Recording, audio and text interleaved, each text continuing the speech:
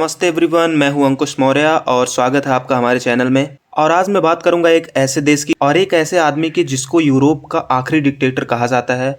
और मैं बात कर रहा हूं बेलारूस देश का।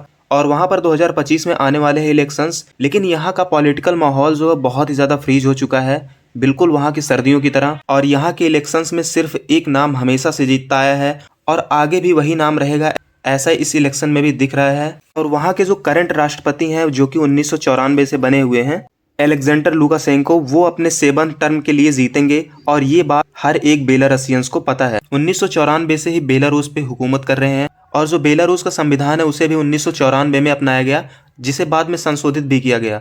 और अगर यहाँ के संविधान के बारे में थोड़ी सी चीजें आपको बताऊं तो राष्ट्रपति का पद जो है वो बेलारूस का सबसे शक्तिशाली पद है और यहाँ का जो प्रधानमंत्री है वो भी राष्ट्रपति के द्वारा ही नियुक्त किया जाता है। और संविधान के हिसाब से न्यायपालिका जो होती है वो हर देश की स्वतंत्र होनी चाहिए, लेकिन बेलारूस की जो न्यायपालिका है वो राष्ट्रपति के अंडर में ही आती है। इस बात से आप बहुत आसानी से समझ सकते हैं कि इसे यूरोप का आखिरी डिक्टेटर क्यों कहा जाता है।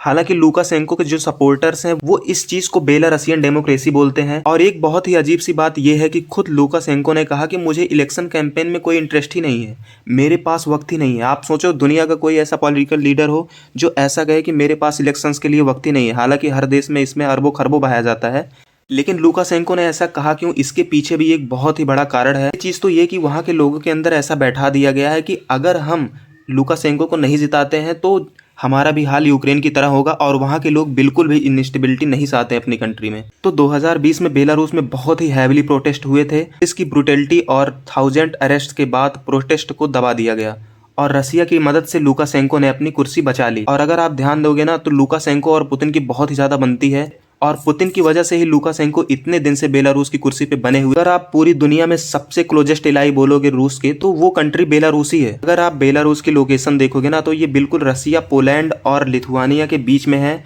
और सोवियत यूनियन से 1991 में इसे आज़ादी मिली। और जो बेलारूस है वो रसिया से एनर्जी सब्सिडीज और ट्रेड पे डिपेंडेंट है और बदले में बेलारूस ने रसियन ट्रूप्स को नेटो बॉर्डर्स के पास ऑपरेट करने की परमिशन दी है। और नेटो जो है वो बेलारूस को ह्यूमन राइट वायलेशंस और मॉस्को से ज्यादा क्लोज होने के लिए क्रिटिसाइज हमेशा करता रहता है। लेकिन लुकाशेंको का कहना है कि वो पश्चिमी अव्यवस्था से अपने कंट्री को प्रोटेक्ट कर रहे हैं। और जो 2025 का इलेक्शन है ये पूरी तरीके से स्क्रिप्टेड है। बैलेट पेपर पर 4 कैंडिडेट हैं, लेकिन चारों ही कैंडिडेट सपोर्ट करते हैं लुकाशेंको को और वो ओपनली कहते हैं कि जीत तो लुकाशेंको की ही होगी। तो आप समझ सकते हो कि वहाँ पे किस तरह की डेमोक्रेसी है। हालांकि बेलारूस पे बहुत सारे सैंक्शंस भी लगे हैं, लेकिन रसिया की मदद की वजह से ये सैंक्शन लुकाशेंको की पावर को हिलाने में बहुत ही ज्यादा असफल रहे हैं। और यहाँ पर आप देख पाओगे अल जजीरा का आर्टिकल है। अभी जब मैं वीडियो रिकॉर्ड कर रहा हूँ, अलेक्जेंडर लुकाशेंको जीत चुके हैं और वो बेलारूस के नए प्रेसिडेंट फिर से बन चुके हैं। और बेलारूस में लोगों को इंस्टेबिलिटी का डर और गवर्नमेंट का डर लुकाशेंको की पावर को और भी ज्यादा मजबूत बनाता है और वहां पर डेमोक्रेटिक चेंज का सपना फिलहाल तो अभी काफी दूर ही लगता है। बाकी इन सभी चीजों के बारे में आपकी क्या राय है, आप हमें कमेंट में बता सकते हैं और सपोर्ट करिए हमारे इस चैनल को। मैं आपके लिए ऐसे ही कंटेंट्स लाता रहूंगा।